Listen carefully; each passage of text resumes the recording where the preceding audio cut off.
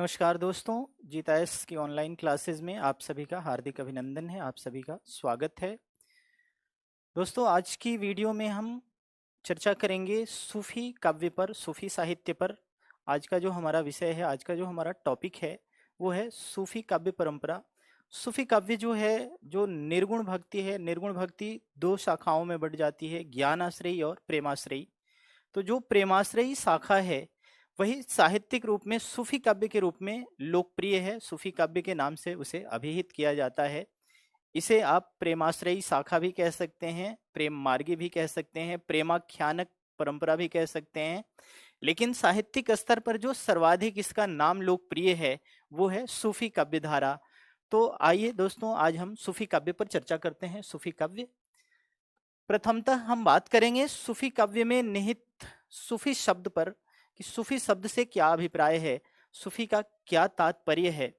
सूफी जो शब्द है, इस शब्द को लेकर विद्वानों ने अलग अलग अपने मत प्रकट किए हैं। सूफी शब्द की व्युत्पत्ति को लेकर, इसका संबंध कहाँ से है, किससे है, इस बात को लेकर विद्वानों ने अपने अलग अलग मत प्रकट किए हैं। यद्यपि इनमें से कोई भी मत ऐसा नहीं है जो ठोस प्रमाण पर आधारित हो, फिर भी हम थोड़ी सी चर्चा इस पे करते हैं। सूफी को लेकर के कुछ विद्वान इसे सफ से उत्पन्न मानते हैं। सफ से मतलब हुआ ऊन, ऊनी वस्त्र से। क्योंकि सूफी लोग जो थे, ये ऊनी लबादा ओढ़े रहते थे, श्वेत रंग का, सफेद रंग का ऊनी लबादा ओढ़े रहते थे, तो इसलिए इसको सूफी कहा गया। कतिपय विद्वानों का ये मानना सफ का तात्पर्य पंक्ति से होता है। कुछ विद्वानों ने इसे सफा से व्युत्पन्न माना। सफा का शाब्दिक अर्थ चबूतरा होता है। चबूतरा जो मदीना की पहाड़ियों पर जो चबूतरा बना हुआ है, वहीं उन्हीं चबूतरों पर बैठ के ये साधना किया करते थे, इसीलिए इनको सूफी कहा गया। कुछ विद्वान साफ सूफी शब्द को सफा यानी निर्मल, पवित्र से व्युत्पन्न मानते हैं। उनका मानना है कि सूफी का संबंध जो है वो सफा से है। सफा से तात्पर्य साफ सुथरा, स्वच्छ, निर्मल, पवित्र। तो सूफियों का जो हृदय है वो निर्मल है, पवित्र है, इसलिए इनको सूफी कहा गया। तो इस प्रकार अलग अलग विद्वानों ने अलग अलग तरीके से सूफी की व्याख्या की। आप चाहें तो इसमें से किसी भी मत को ग्रहण करें, इससे कोई फर्क नहीं पड़ता, क्योंकि ये सब कहीं ना कहीं अपनी जगह पे संतुलित बातें हैं। लेकिन समानांतर अगर हम देखें तो इनका कोई ठोस प्रमाण या कोई ऐसा तर्क नहीं है जिसके आधार पर यह कहा जाए कि यही उचित है या ये सही है। तो इस तरह से अलग अलग विद्वानों ने सूफी को अलग अलग तरीके से परिभाषित किया है। अब हम बात करेंगे सूफी साहित्य के आरंभ को लेकर के। सूफी साहित्य का आरंभ कब से माना जाता है या इसकी समय सीमा कब से कब तक स्वीकार की जाती है, तो इस पर मित्रों अलग अलग विद्वानों की अलग अलग राय है। सबने अपने मत प्रकट किए हैं। किसने क्या कहा है इसके संदर्भ में, कब से माना जाना चाहिए, इस पर थोड़ी सी चर्चा हम लोग अवश्य करेंगे। वैसे सामान्यतः ये देखा जाता है कि सूफी काव्य का जो दौर है वो 14वीं शताब्दी से लगभग शुरू होता है और 18वीं शताब्दी तक चलता है।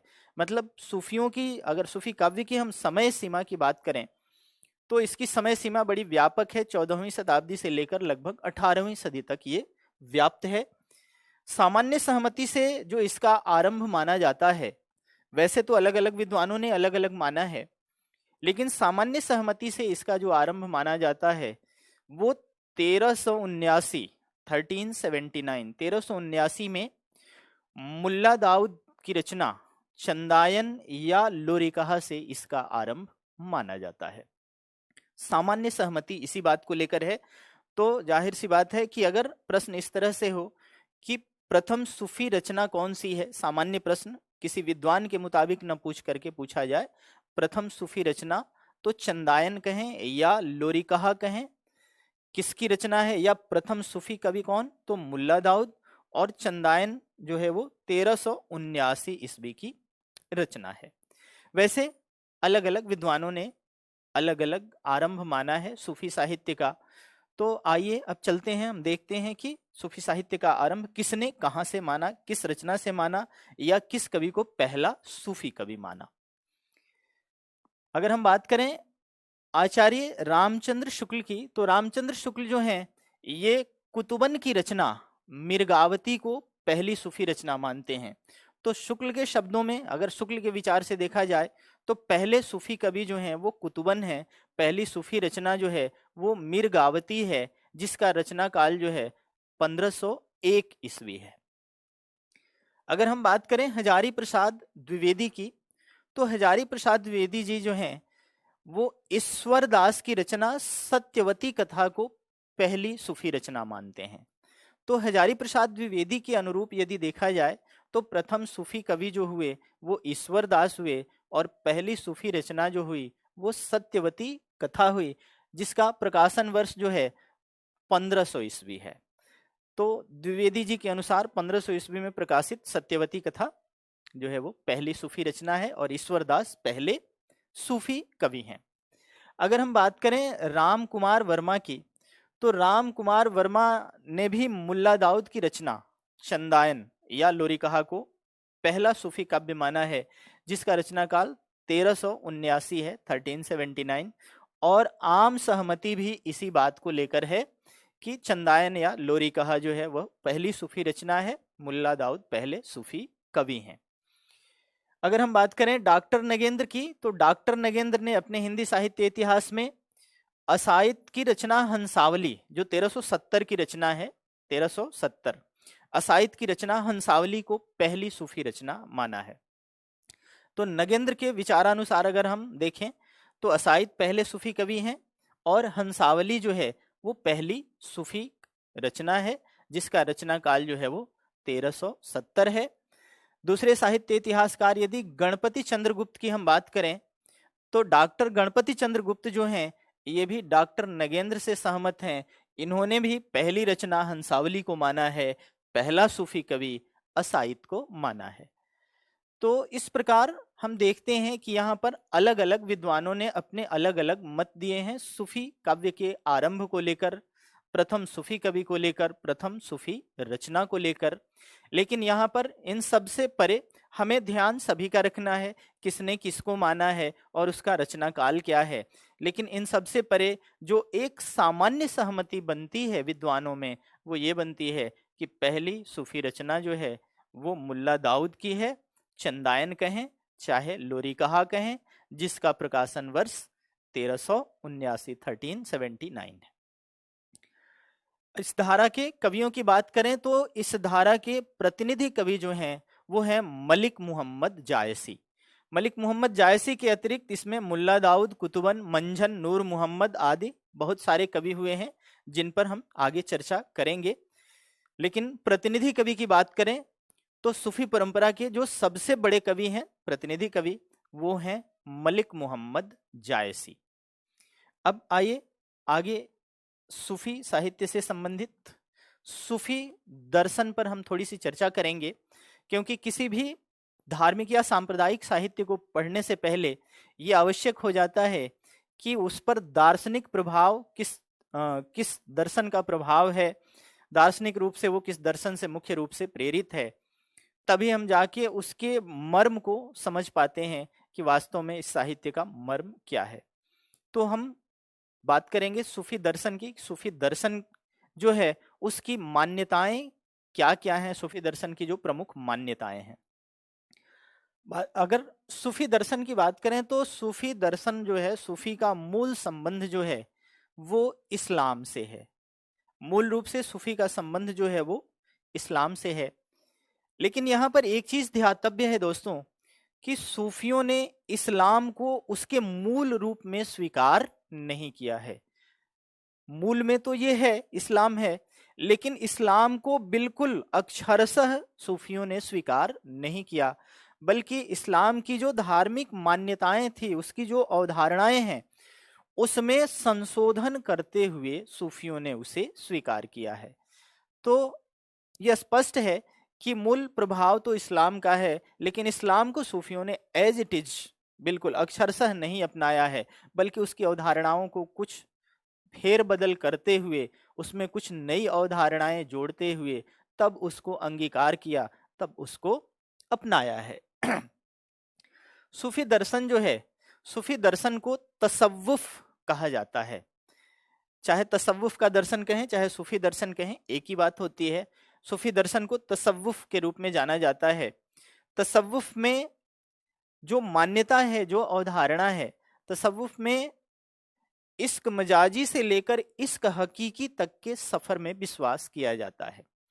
इश्क मजाजी से तात्पर्य होता है दोस्तों लौकिक प्रेम, और इश्क हकीकी से तात्पर्य होता है अलौकिक प्रेम या ईश्वरीय प्रेम।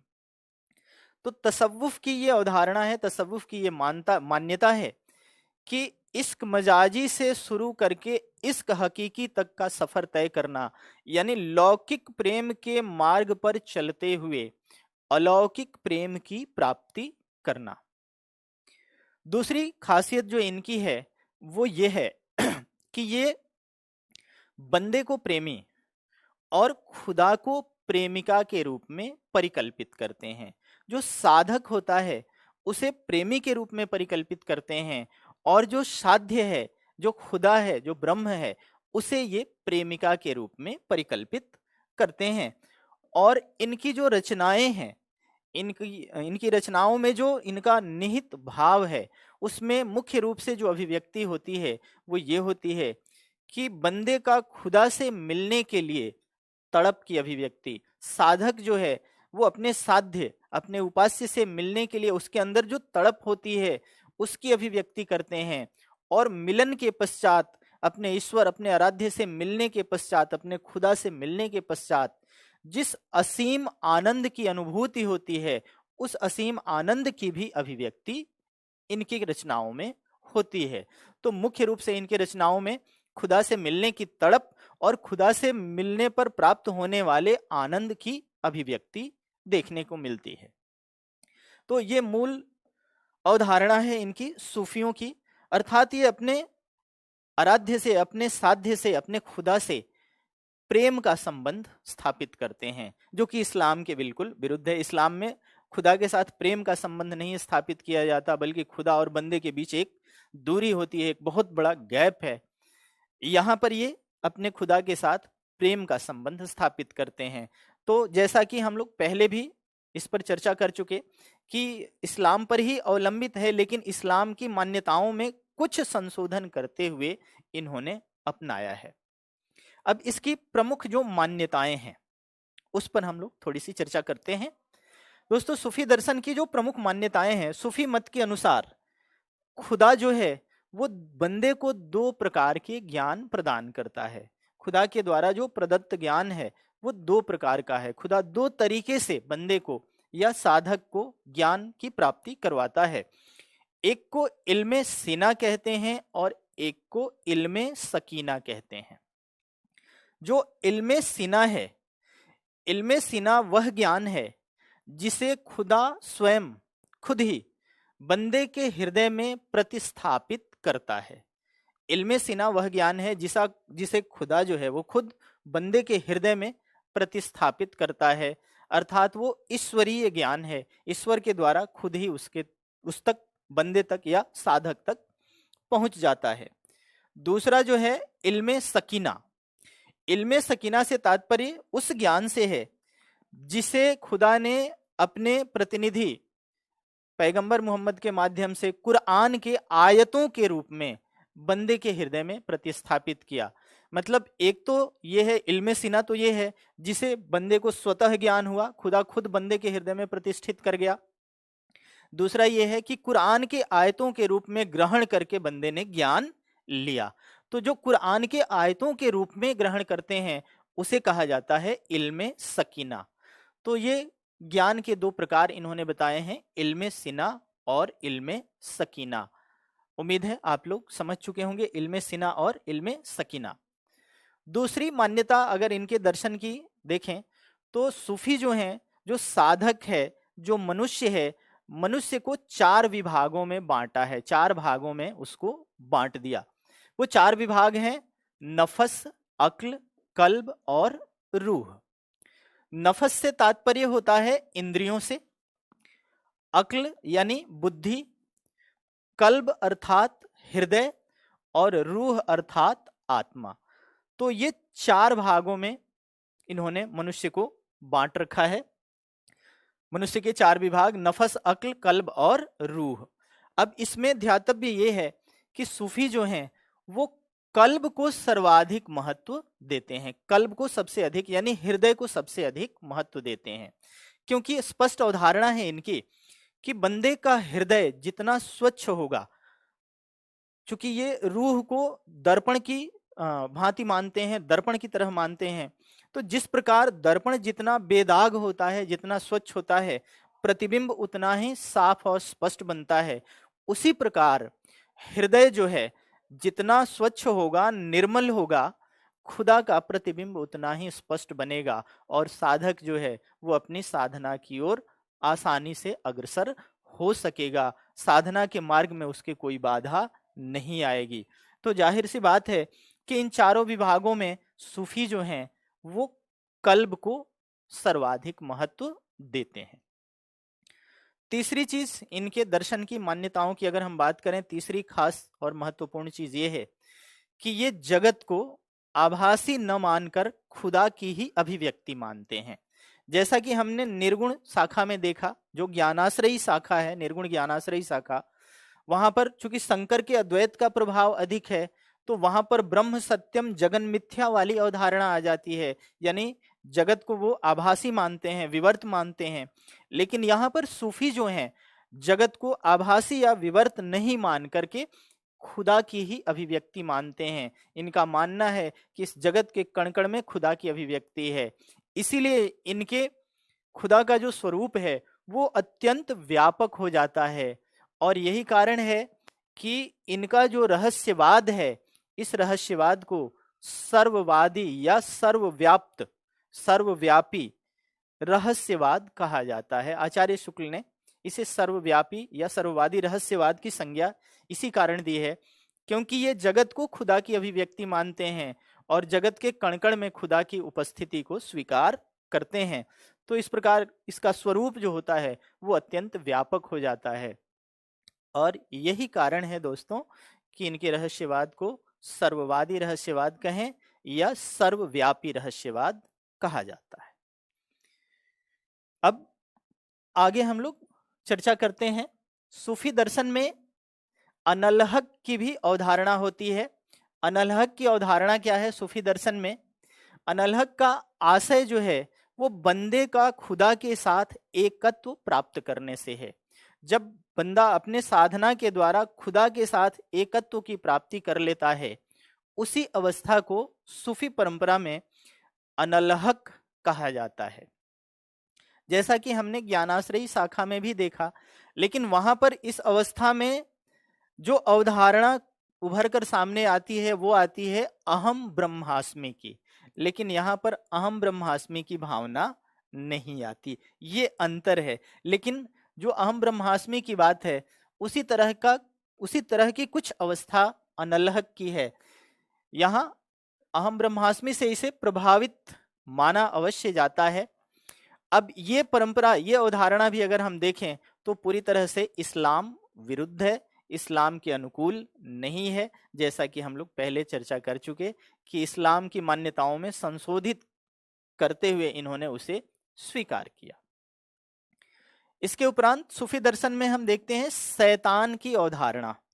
शैतान की एक अवधारणा आती है, जैसे आप पद्मावत अगर पढ़ें तो राघव दूत सोई शैतानु माया अलाउद्दीन सुल्तानु, तो यहाँ एक शैतान की अवधारणा आती है। शैतान की जो अवधारणा है वो बड़ी महत्वपूर्ण है यहाँ पर, क्योंकि यहाँ पर शैतान की जो भूमिका है, शैतान जो है वो साधक के साधना के मार्ग में बाधाएं उत्पन्न करता है। उसका कार्य है साधना को बाधित करना। तो इसलिए यहाँ शैतान की अवधारणा जो है वो बहुत ही महत्वपूर्ण हो जाती है। अब हम निर्गुण शाखा में ये देखते हैं कि वहां पर साधना में बाधा उत्पन्न करने वाले या अवरोधक के रूप में माया को देखा जाता है। वहां पर माया जो है वो साधना में बाधा डालती है ज्ञानाश्रयी शाखा में। लेकिन यहाँ जो शैतान की अवधारणा है वो माया से सर्वथा भिन्न है। क्यों भिन्न है? क्योंकि वहां पर आप देखते हैं कि माया के रूप में वहां पर मुख्य रूप से स्त्री को परिकल्पित किया गया है, नारी को परिकल्पित किया गया है। और सूफी जो हैं ये तो खुदा को ही नायिका के रूप में स्वीकारते हैं, नारी के रूप में स्वीकारते हैं। तो ये जाहिरी तौर पे ये स्पष्ट हो जाती है बात कि यहाँ जो शैतान की अवधारणा है वो माया की अवधारणा से सर्वथा भिन्न है। हालांकि माया का काम भी साधना में बाधा उत्पन्न करना है और शैतान का काम भी साधना में बाधा उत्पन्न करना है। दूसरी चीज, इनकी परंपरा में सूफी जो साधना है, सूफी साधना की जो पूरी प्रक्रिया जो होती है, साधना के क्रम में जो पूरी प्रक्रिया साधक के साध्य की प्राप्ति तक, साधना के आरंभ से लेकर साध्य की प्राप्ति तक की जो पूरी प्रक्रिया है, उस पूरी प्रक्रिया को सूफी जो हैं वो 4 भागों में बांटते हैं, 4 अवस्थाओं में बांट देते हैं। वो चारों अवस्थाएं हैं। पहली अवस्था जो है साधना की पहली अवस्था, इसको कहते हैं शरीयत। साधना की पहली अवस्था क्या है? शरीयत। साधना की दूसरी अवस्था क्या है? तरीकत। तीसरी अवस्था है मारिफत। और चौथी और अंतिम अवस्था जो है साधना प्रक्रिया की वो है हकीकत। अब ये होती क्या है? शरीयत क्या है, तरीकत क्या है, या मारिफत और हकीकत क्या है?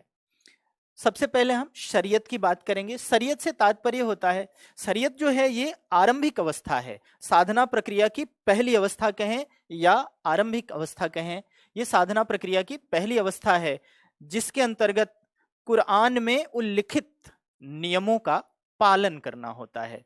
शरीयत में क्या होता है? कुरान में लिखित नियमों का पालन करना। दूसरी अवस्था जो है वो तरीकत कहलाती है। तरीकत जो है वो हृदय की शुद्ध होने की, हृदय के शुद्ध होने की अवस्था है। तरीकत वह अवस्था है जिसमें हृदय का शुद्धिकरण हो जाता है, और जब हृदय का शुद्धिकरण हो जाता है तो साधना की शुरुआत होती है।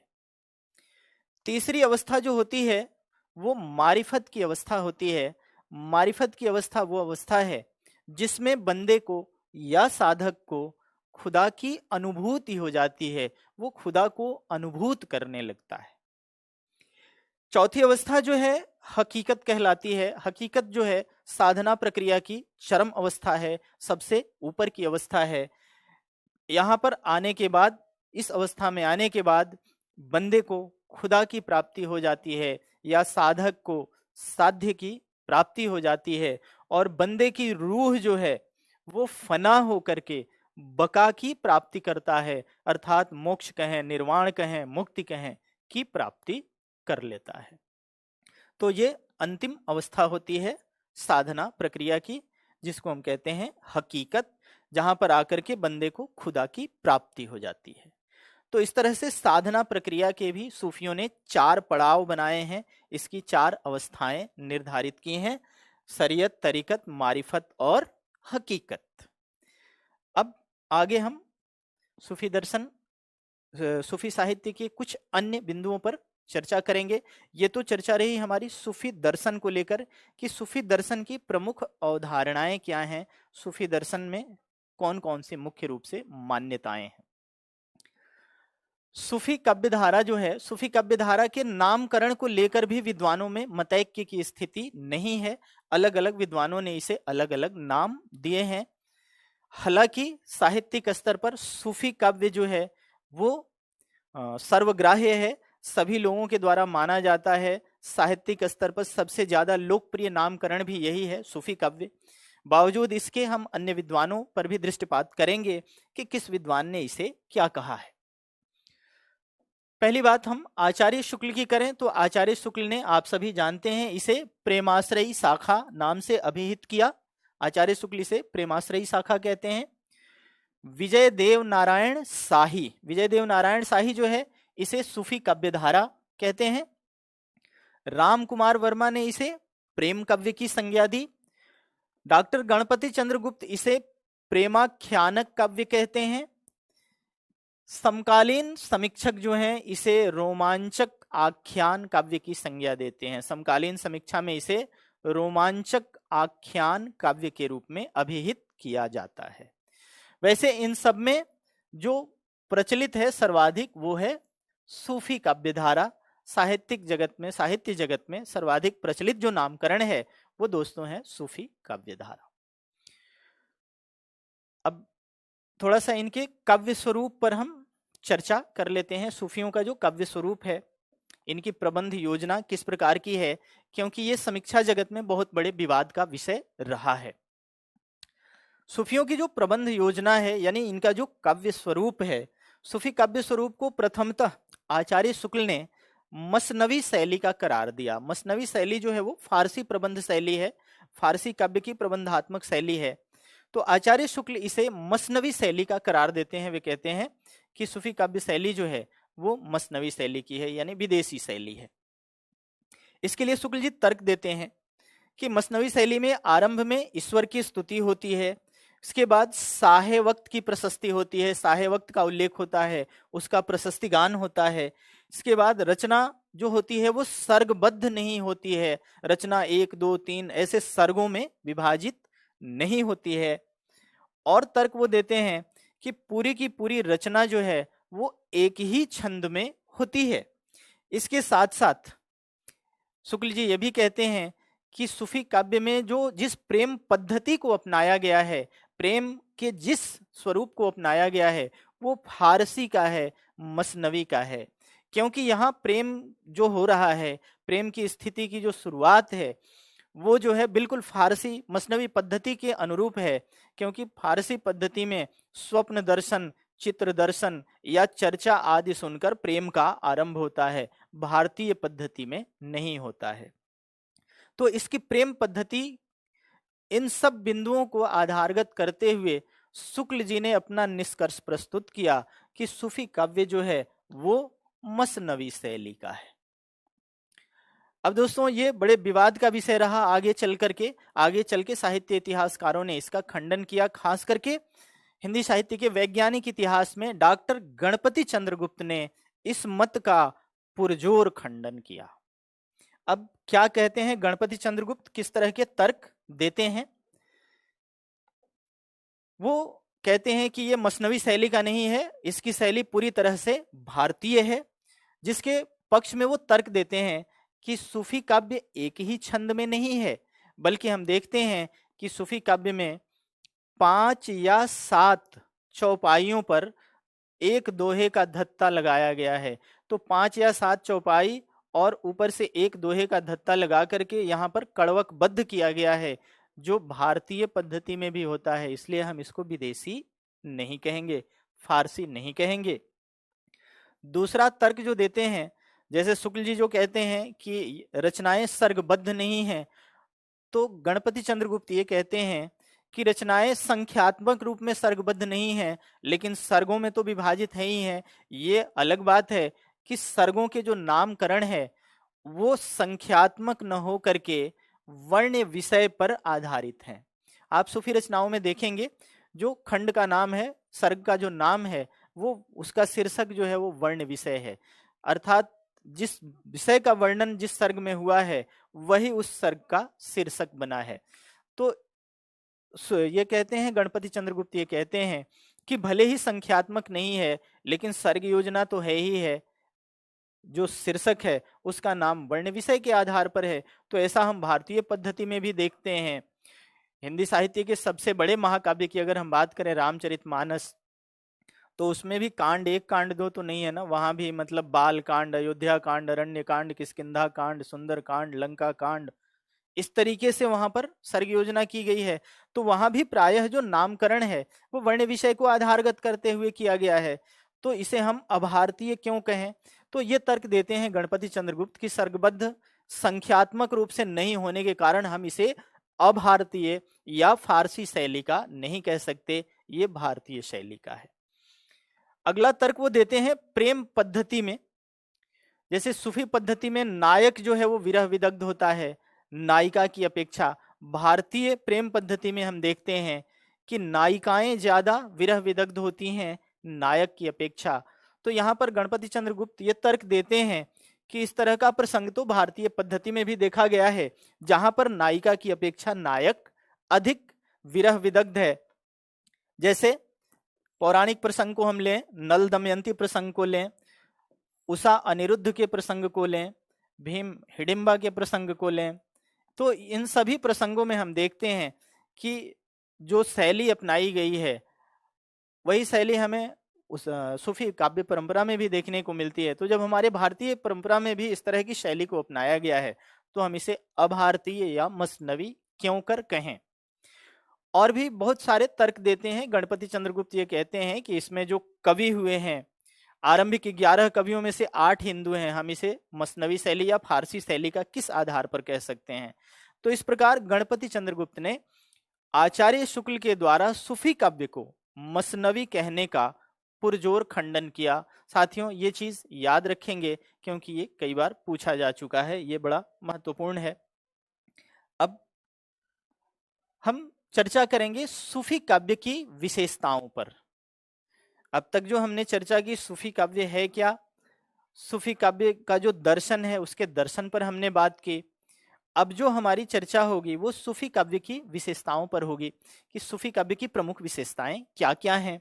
पहले हम भाव पक्ष या संवेदना पक्ष की बात करेंगे कि सूफी काव्य का भाव पक्ष किस प्रकार का है, संवेदना पक्ष किस प्रकार का है। तो पहली विशेषता जो है, इसकी पहली विशेषता जो हम रेखांकित करते हैं वो ये है कि इस पर सूफी दर्शन का प्रभाव यानी तसव्वुफ का प्रभाव है।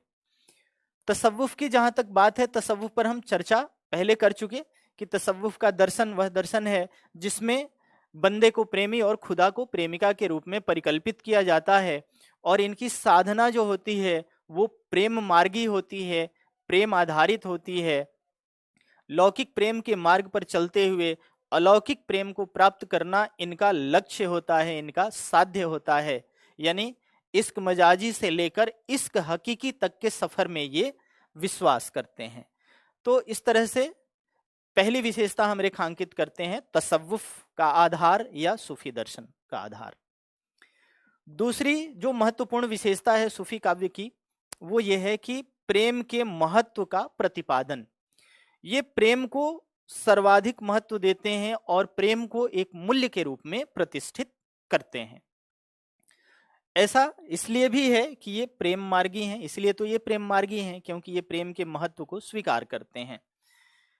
सूफी काव्य जो है ये मानवीय प्रेम के जीवन का आधारभूत मूल्य लेते हैं। ये कहते हैं कि प्रेम जो है वो मानव के जीवन का सबसे आधारभूत मूल्य है। प्रेम के बिना मानव जीवन जो है वो बेकार है, बिल्कुल ही एक मुट्ठी राख के समान है। यहाँ पर ये साफ एक पद है, पद्मावत से लिया गया है, जहाँ पर जब रत्नसेन पहुँचता है और वो शिव की उपासना करने लगता है, जब सिंघल द्वीप पहुँच जाता है वो तो वहाँ पर आकाशवाणी होती है कि मानुष प्रेम भयउ बैकुंठी नाहिते काहि छार एक मुट्ठी। मनुष्य जो है वो प्रेम को पाकर ही स्वर्गिक हो जाता है, उसका जीवन स्वर्ग के समान हो जाता है। प्रेम के बिना मनुष्य का जीवन जो है वो एक मुट्ठी छार के समान यानी राख के समान है, अर्थात बेकार है। मंझन भी मधुमालती में कहते हैं कि प्रथम ही आदि प्रेम परविष्टि तो पाछे भई सकल सृष्टि। प्रथम ही आदि प्रेम परविष्टि तो पाछे भई सकल सृष्टि। ये मंझन की पंक्तियां हैं मधुमालती से कि सृष्टि में सबसे पहले प्रेम का आगमन हुआ और उसके बाद इस सृष्टि का सृजन हुआ, उसके बाद ये सृष्टि जो है अस्तित्व में आई। तो जाहिर सी बात है कि प्रेम जो है वो आधारभूत मूल्य है, मौलिक वस्तु है जीवन की। तो इस प्रकार ये प्रेम को जीवन के मूल्य के रूप में स्थापित करते हैं। इसके बाद जो सबसे मुख्य विशेषता मानी जाती है सूफी काव्य की वो है सांस्कृतिक समन्वय की भावना। दोस्तों सूफियों का दौर वो दौर है जब हमारे समाज में सांस्कृतिक वैषम्य अपने चरम पर था। हिंदू इस्लाम आपस में लड़ रहे थे, मर रहे थे, कट रहे थे। तो सूफियों ने इन दोनों संप्रदायों को समन्वित करने का प्रयास किया। इसीलिए इनकी जो भूमिका बनती है ना समन्वय को लेकर के बहुत ही महत्वपूर्ण बन जाती है। सूफी जो हैं हमारे गंगा जमुनी तहजीब के लिए जाने जाते हैं। गंगा जमुनी तहजीब से तात्पर्य होता है हिंदू मुस्लिम एकता के लिए। तो इन्होंने कई स्तरों पर, हम देखते हैं इनके साहित्य में, इन्होंने कई स्तरों पर समन्वय साधने की विराट चेष्टा की है अपने साहित्य में। देखिए किन किन बिंदुओं पर ये। पहली चीज, आधार इस्लाम का लेते हैं और है ये प्रेम मार्गी। तो ये अपनी पद्धति के द्वारा पहला काम, पहला समन्वय तो ये करते हैं कि इस्लाम और प्रेम का समन्वय करते हैं, इस्लाम और प्रेम का एकीकरण करते हैं। फिर भारतीय और मसनवी शैली का समन्वय, फारसी पद्धति को भी लेके आते हैं, भारतीय पद्धति को भी लेते हैं और दोनों को समन्वित करके अपनी एक अलग पद्धति प्रस्तुत करते हैं। इसके साथ साथ आप देखेंगे भाषिक स्तर पर कि भाषा इनकी अवधी है और लिपि इनकी फारसी है। तो कहीं ना कहीं भाषिक स्तर पर भी इन्होंने समन्वय का सूत्रपात किया, अवधी और फारसी का समन्वय, क्योंकि भाषा, अवधी और लिपि जो थी इनकी फारसी थी। इस तरीके से हम कई जगहों पर, कई स्तरों पर देखते हैं कि इन्होंने समन्वय की अपार चेष्टा की है, विराट चेष्टा की है। इसके अतिरिक्त भी हम कई बिंदुओं पर इनके समन्वय को देखते हैं। इसके बाद अगली जो विशेषता है इनकी वो है रहस्यवादिता, जो हम ज्ञानाश्रयी शाखा में भी देखते हैं। रहस्यवादिता इनके साहित्य में, इनके वक्तव्य में रहस्य आने के पीछे कारण यही है कि ये कभी भी निर्गुण ब्रह्म के उपासक हैं। इनका ईश्वर भी निर्गुण है, निराकार है, साकार नहीं है, अवतारी नहीं है। तो निर्गुण ब्रह्म के प्रति जो अभिव्यक्ति है, जिसका कोई नियत आकार नहीं है, जो असीम है, अनंत है, उसके प्रति भावनाओं की जो अभिव्यक्ति होगी वो स्पष्ट है, जाहिर है कि वो ठोस शब्दों में या तथ्यात्मक रूप में नहीं की जा सकती। उसके लिए प्रतीकात्मक शैली को अपनाना अनिवार्य बन जाता है और उसी प्रतीकात्मकता के कारण इनका साहित्य जो है वो रहस्यवादी हो गया है। तो सूफी साहित्य में रहस्यवाद जो है वो बहुत अधिक है और जहां तक हमने पहले भी चर्चा की, इनके रहस्यवाद को सर्ववादी रहस्यवाद कहा जाता है। कारण की भी हमने विवेचना की। कारण ये है कि ये इस जगत को, इस सृष्टि को खुदा की अभिव्यक्ति मानते हैं, जिस कारण रहस्यवाद का स्वरूप जो है वो और विस्तृत हो जाता है, बड़ा हो जाता है। और यही कारण है कि इनके रहस्यवाद को सर्वव्यापी या सर्ववादी रहस्यवाद कहा जाता है। अगली विशेषता की बात करते हैं। इनकी अगली विशेषता जो है वो ये है कि प्रकृति के साथ रागात्मक संबंध। सूफी कवियों की रचनाओं को आप देखें, इनका प्रकृति के साथ बड़ा ही प्रेम का संबंध है, रागात्मक संबंध है। सूफी काव्य में आप देखते हैं कि यहाँ संयोग और वियोग दोनों ही पक्षों में प्रकृति की जो उपस्थिति दर्ज हुई है वो अन्यतम है, अद्वितीय है। सूफी जो है, अब प्रकृति के साथ रागात्मक संबंध होने के पीछे भी कारण यही है कि ये जो प्रकृति है उसे खुदा की अभिव्यक्ति मानते हैं। पूरे जगत को, पूरी सृष्टि को ये खुदा की ही अभिव्यक्ति मानते हैं। तो जाहिर सी बात है कि अपनी खुशी या अपना दुख, अपना विरह, अपना श्रृंगार प्रकृति के साथ ये बांटेंगे, प्रकृति के साथ ये कहेंगे। हम यहाँ देखते हैं, जैसे एक पद है कि सुनो हिरामनि कहो बुझाई, दिन दिन मदन सतावे आई, जोबन मोर भयौजस गंगा, देह देह हम लाग अनंगा, कमल भंवर ओही बन पावे, को मिलई तन ताप बुझावे। ये पद्मावती जो है अपने हिरामन तोते से कहती है। अब तोता जो है वो सुग्गा, हिरामन तोता प्रकृति का एक अंश है। तो उसके साथ अपने विरह की, अपने काम की स्थिति को बताती है। या पूरा का पूरा आप देखें, नागमती वियोग खंड जो है, नागमती वियोग वर्णन खंड जो है, नागमती के वियोग वर्णन में प्रकृति की जो हिस्सेदारी हमें देखने को मिलती है। नागमती अपना विरह जो है वो प्रकृति के साथ अभिव्यक्त करती है, पेड़ पौधों से, पशु पक्षियों से। फिर फिर रो को नहीं डोला, आधी रात विहंगम बोला, तू फिर दाहे सब पाखी, केहि विधि रैन न लावसी आँखी। या आप यूं कहें कि पीयूषो कहेऊ संदेशना, हे भंवरा हे काग, भ्रमर और कागा से अपना संदेशा भेजती है। तो यहाँ पर हम देखते हैं कि प्रकृति जो है वो आलंबन, उद्दीपन, दूती हर रूप में उपस्थित होती है। जहां पर वो संदेश भेजती है वहां प्रकृति दूती के रूप में उपस्थित है, प्रकृति के माध्यम से वो संदेशा भेजती है अपने प्रियतम को। तो इस तरह से यहाँ पर हम देखते हैं कि प्रकृति के साथ इन कवियों का रागात्मक संबंध है, प्रेम का संबंध है। अपना सुख दुख विरह श्रृंगार सब कुछ प्रकृति के साथ ये बांट रहे हैं, उनसे अभिव्यक्त कर रहे हैं। अगली विशेषता की अगर हम बात करें इनकी, तो यहाँ पर जो खास एक चीज हमें दिखती है सूफी साहित्य में, वो ये है कि यहाँ पर विरह का अतिशयोक्ति परक चित्रण हुआ है। इतना अतिशयोक्ति परक विरह का चित्रण हुआ है कि कहीं कहीं तो इनकी उक्तियां जो हैं वो ऊहात्मक सी बन पड़ती हैं, ऊहात्मक लगने लगती हैं। लेकिन यहाँ पर विरह जो है पूरी तरह से अतिशयोक्ति के रूप में व्यक्त हुआ है, क्योंकि सूफी साधना में आत्मा और परमात्मा के जो बीच की दूरी है, बंदे और खुदा के बीच की जो दूरी है, वो अत्यंत पीड़ाजन्य है, वो बहुत ही पीड़ा उत्पन्न करती है। और उस पीड़ा की अभिव्यक्ति के लिए इन्होंने प्रतीकात्मक रूप से मानवीय प्रेम का सहारा लिया है। इसलिए यहाँ इनकी विरहोक्तियां जो हैं वो ऊहात्मक हो गई हैं, अतिशयोक्ति परक हो गई हैं। जैसे एक पद्मावत नागमती वियोग खंड की उक्ति है कि दही को लाभई कंत सनेहा, तोला मां सुरहा नहीं देहा। दही को लाभई कंत सनेहा, तोला मां सुरहा नहीं देहा। रकत न रहा बिरहतन जरा, रति रति होई नैनन ढरा। यहाँ पर नागमती ये कहती है कि अपने प्रियतम के, अपने पति के प्रेम में, विरह में जलकर वो कोयला बन गई और उसके शरीर में एक तोला मांस भी नहीं बचा, सब जलकर खाक हो गया, राख हो गया।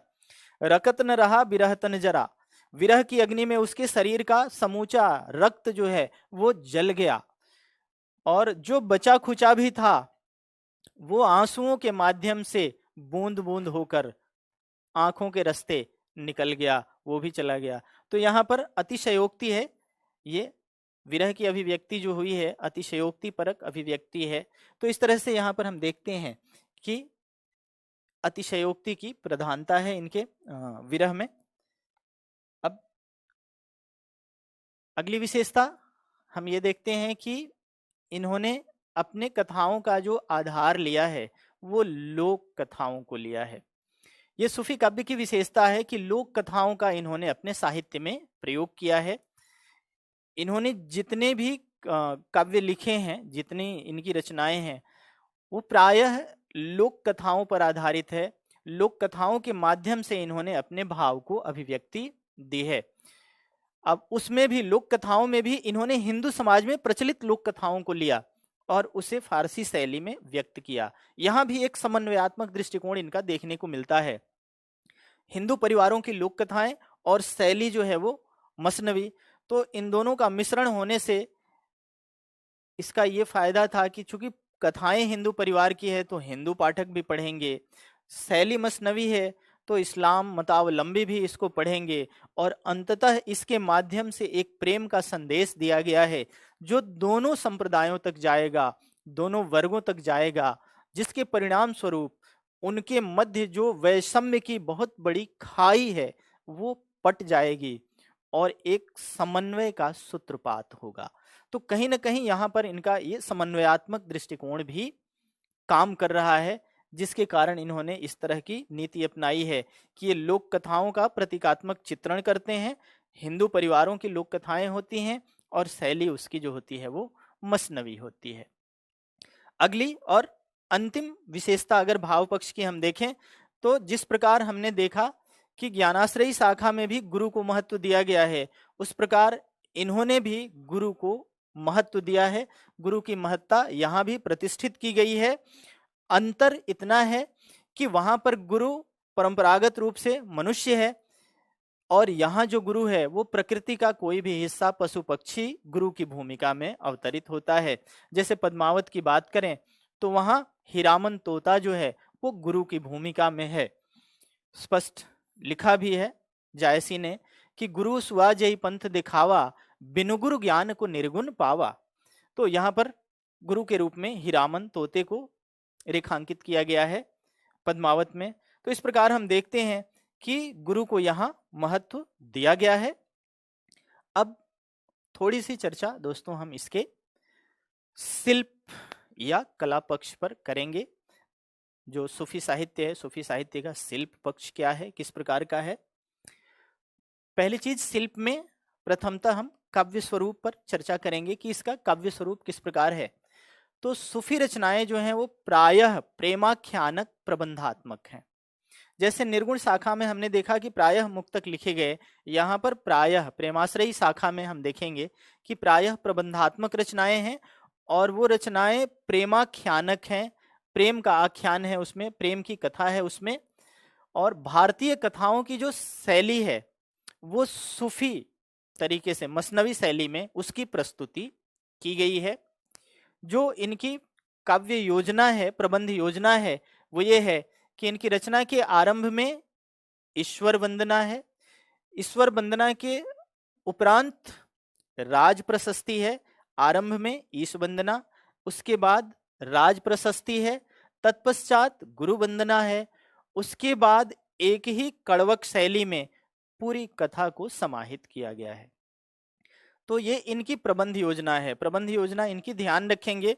वैसे आगे हम जब जाएंगे अन्य रचनाओं को पढ़ेंगे तो उसमें हम ये देखेंगे कि कहाँ पर क्या है, लेकिन मोटे तौर पे ये चीज जरूर ध्यान रखेंगे कि आरंभ में ईश्वर वंदना, फिर उसके बाद दूसरे नंबर पर क्रम में जाते हैं तो पहले ईश्वर वंदना, फिर राज प्रशस्ति, उसके बाद गुरु की प्रतिष्ठा, और चौथे क्रम में जो है पूरी कथा जो है एक ही छंद योजना के तहत, जिस कड़वकबद्ध शैली की हम चर्चा पहले कर चुके कि 5 या 7, किसी किसी में 5 है, किसी में 7 है, जिस पर हम आगे चर्चा करेंगे। तो 5 या 7 चौपाइयों पर एक दोहे का धत्ता लगाया गया है। तो पूरी जो कथा है वो एक ही छंद योजना में, एक ही कड़वकबद्ध शैली में प्रस्तुत की गई है। तो इस प्रकार ये इनका काव्य स्वरूप है। काव्य स्वरूप के लिए प्रेमाख्यानक प्रबंधात्मक, अगर इनका काव्य स्वरूप पूछे तो प्रेमाख्यानक प्रबंधात्मक काव्य है। और छंद योजना की बात हम कर ही चुके हैं। भाषा की अगर बात करें तो भाषा जो है इनकी ठेठ अवधी है। ठेठ अवधी को इन्होंने फारसी लिपि में लिखा है। इसमें शब्द की बात करें तो अरबी, फारसी, भोजपुरी के भी शब्द इनकी रचनाओं में मिलते हैं। छंद की बात करें तो चौपाई और दोहे का कड़वक शैली में प्रयोग है। 5 या 7 चौपाई पर एक दोहा लगाने। अलंकार योजना की बात करें तो अलंकार में अर्थालंकारों का बड़ा ही सुंदर प्रयोग यहाँ पर हमें देखने को मिलता है।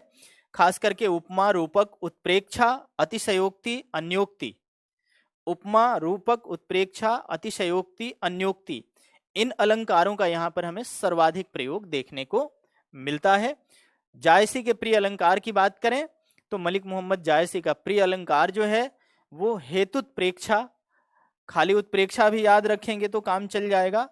उत्प्रेक्षा जो है उसका एक भाग है हेतु उत्प्रेक्षा। उत्प्रेक्षा अलंकार के भेद होते हैं, उसमें से एक आता है आपका हेतुत्प्रेक्षा। हेतुत्प्रेक्षा, वस्तुत्प्रेक्षा, फलोत्प्रेक्षा, ये उत्प्रेक्षा के भेद होते हैं। तो उन भेदों में से जायसी का जो प्रिय अलंकार है वो है हेतुत्प्रेक्षा। प्रतीकात्मकता, अगली विशेषता की अगर हम बात करें शिल्प के स्तर पर तो यहाँ प्रतीकात्मकता भी हमें देखने को मिलती है, क्योंकि इनका पूरा काव्य जो है वो रहस्यवादी है। लौकिक अलौकिक के स्तर पर हम देखते हैं कि इनकी जो कथा चलती है, लौकिक और अलौकिक कथा समानांतर रूप से हर कथा में चलती है। एक जो कथा सामने स्पष्ट दिख रही है लौकिक कथा के माध्यम से, एक इनकी अलौकिक कथा भी चलती रहती है, जहां पर जो नायिका जो होती है वो खुदा का प्रतीक होती है।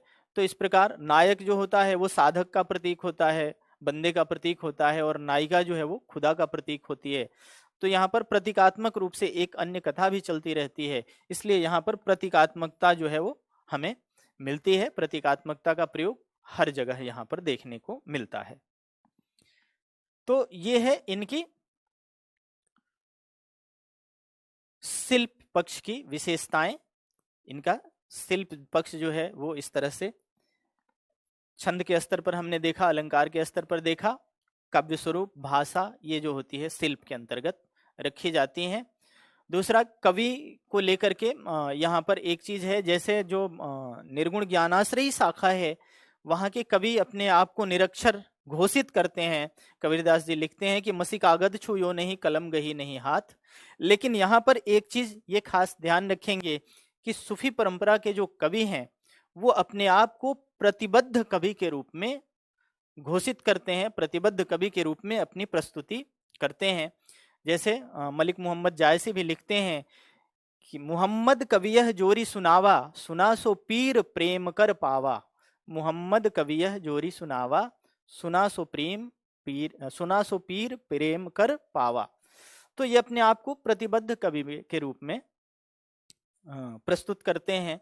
ये थोड़ा सा अंतर आ जाता है ज्ञानाश्रयी में और प्रेमाश्रयी में। ज्ञानाश्रयी वाले अपने आप को निरक्षर कहते हैं और ये अपने आप को प्रतिबद्ध कवि के रूप में प्रस्तुत करते हैं। तो ये है दोस्तों सूफी साहित्य की भाव और शिल्प पक्ष की प्रमुख विशेषताएं। दोस्तों अगली कक्षा में हम लोग अब सूफी कवि और उनकी रचनाओं का अध्ययन करेंगे। कौन कौन से मुख्य सूफी कवि हुए और उनकी रचनाएं कौन कौन सी हैं, उन रचनाओं के बारे में थोड़ा थोड़ा विश्लेषण भी करते चलेंगे, क्योंकि कथ्य के अंदर से भी प्रश्न होते हैं। तो अगली कक्षा में हम फिर मिलते हैं दोस्तों सूफी कवि और उनकी रचनाओं के साथ। हमारे साथ बने रहने के लिए बहुत बहुत धन्यवाद। फिर मिलते हैं अगली क्लास में। धन्यवाद दोस्तों।